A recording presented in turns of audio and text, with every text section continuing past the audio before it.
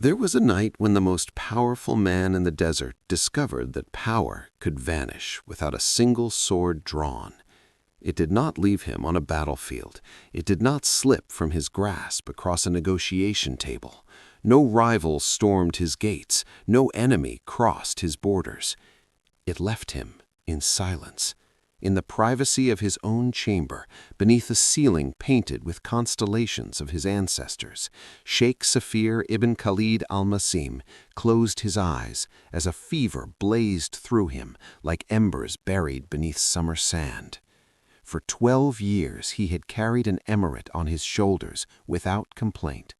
12 years of decisions that shaped caravans, treaties, trade routes, and lives. And then his body decided it had carried enough. When the fever rose past 41 degrees, the palace of al-Nasim revealed its true face, not the perfumed face of polished marble and silk laughter, not the golden courtesy reserved for guests and envoys. The real face, the face that emerges when there is nothing to gain. And what that face revealed would change the Sheikh forever. Safir was 35, tall and broad-shouldered, with the presence of a man born under expectation. He did not walk quickly nor slowly. He moved with deliberate balance, as if each step had been measured in advance. His skin carried the warmth of the desert sun, his beard was trimmed with precision, and his eyes were black and fathomless. When he chose to look at someone fully, they felt seen in ways that unsettled them. He had inherited the emirate of al-Nasim at 23 after his father died on a southern expedition. Others would have broken beneath that weight. Safir hardened. The desert does that to things. It does not ask whether you are ready. It tests you until you become something unbreakable, or you shatter. He did not shatter. He became formidable, efficient, respected, feared, and deeply alone. The palace had stood for generations, built from stone that endured heat without cracking. Blue mosaic fountains sang in its inner courtyards. Arabian roses shared soil with Persian jasmine. Long galleries framed the endless dunes like shifting paintings. Within those walls lived 8 women. Each had arrived with intention. Turaya al-Wardani, brilliant and strategic, daughter of a merchant whose trade routes intersected every vital artery of the emirate, she understood power like a mathematician understands numbers. Her elegance was deliberate, her patience predatory. Dalila al-Mausim, radiant and young, still soft with the innocence of someone who had not yet faced loss.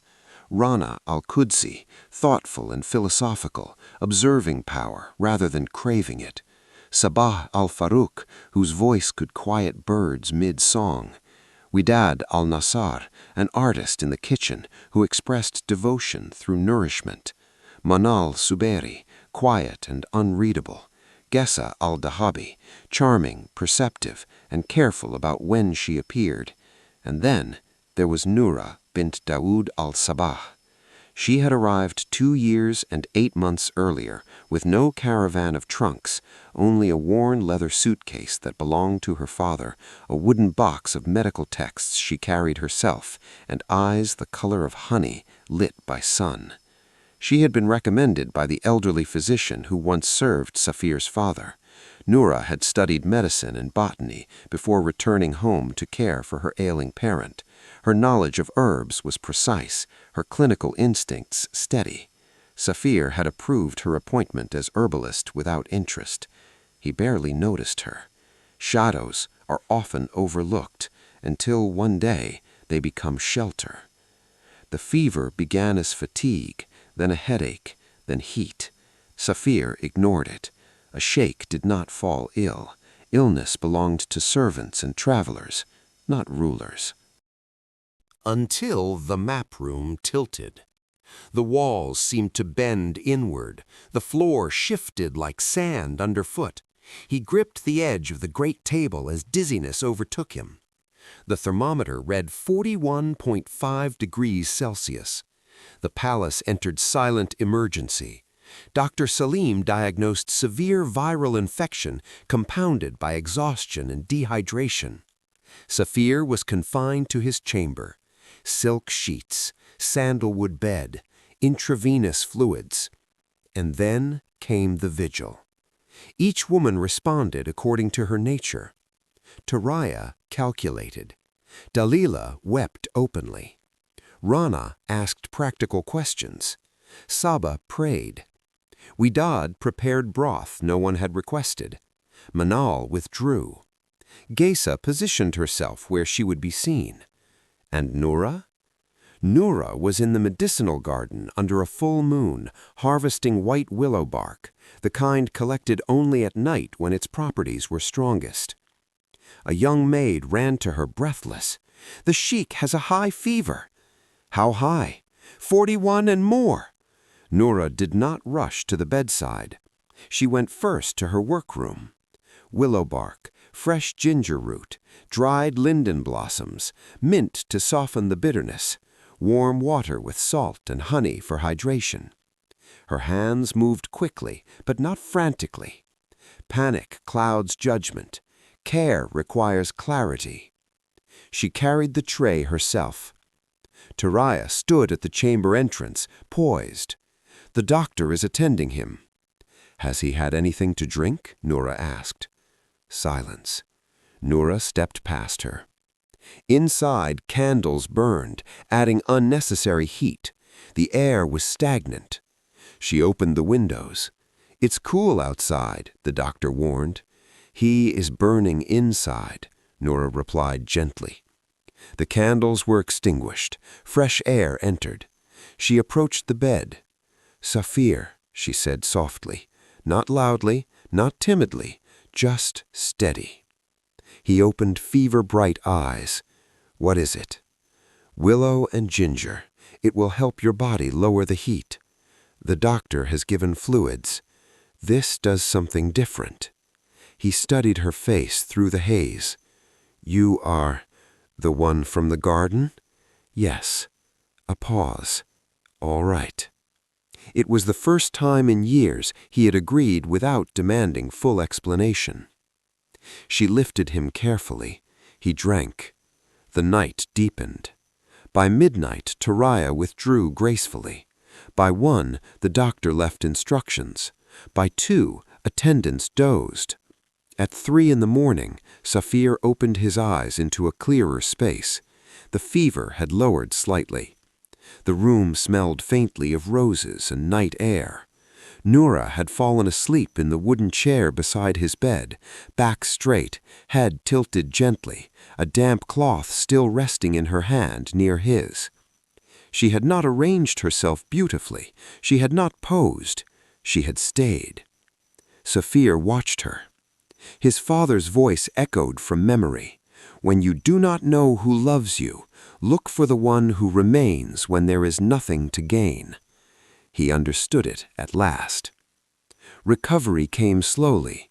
Visits continued. Taraya arrived daily with intelligent conversation and perfect composure. Safir admired her skill, but something in it felt rehearsed. Dalila brought fruit and brightness. Saba prayed sincerely. Widad's broth nourished. Rana offered honest inquiry. Gesa appeared at strategic intervals. Manal apologized with elaborate speeches. And Noura? Noura did not visit for display.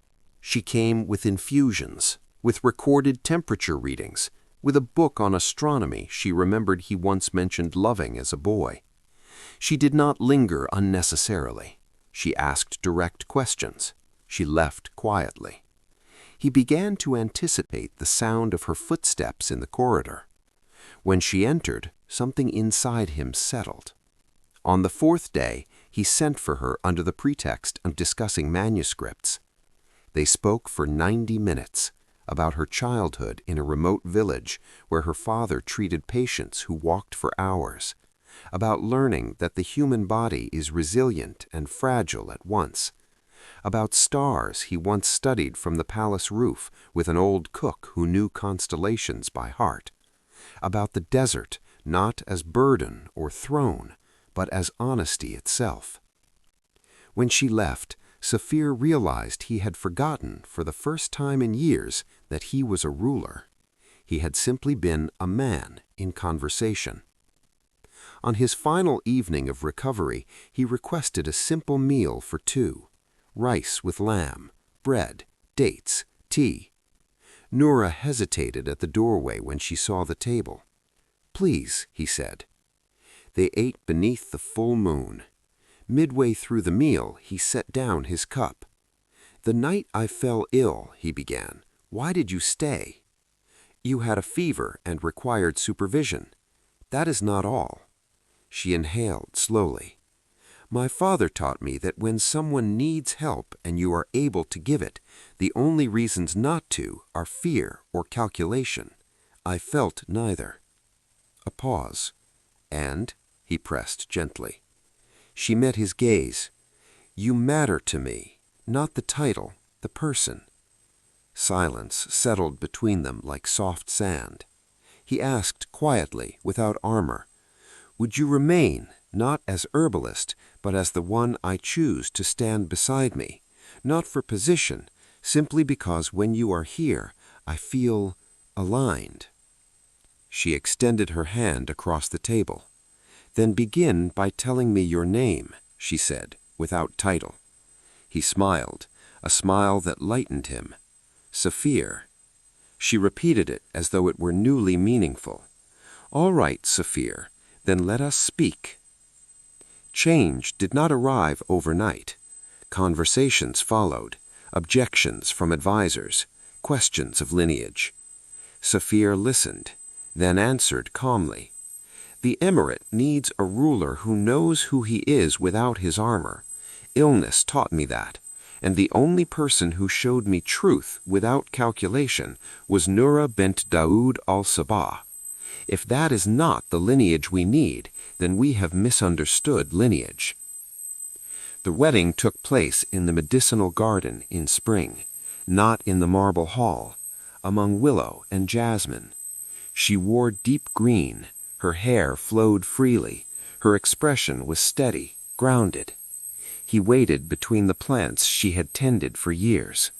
When she placed her hand in his, it was the same hand that once held a damp cloth at 3 a.m, and the desert witnessed. Those who lived in the palace later said Saphir changed, not weaker, stronger, clearer, kinder, more decisive. He slept more, he laughed more. The medicinal garden became the liveliest place in the palace. Taraya eventually left to serve the emirate diplomatically, her intelligence now directed openly rather than strategically.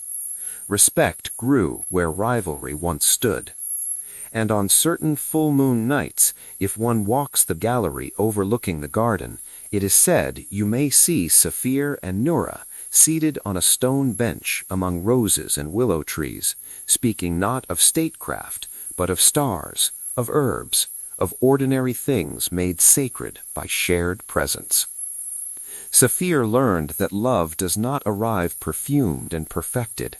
It arrives with open windows, with cooling cloths, with honesty unadorned. It arrives in the hands of the one who stays when there is nothing to gain.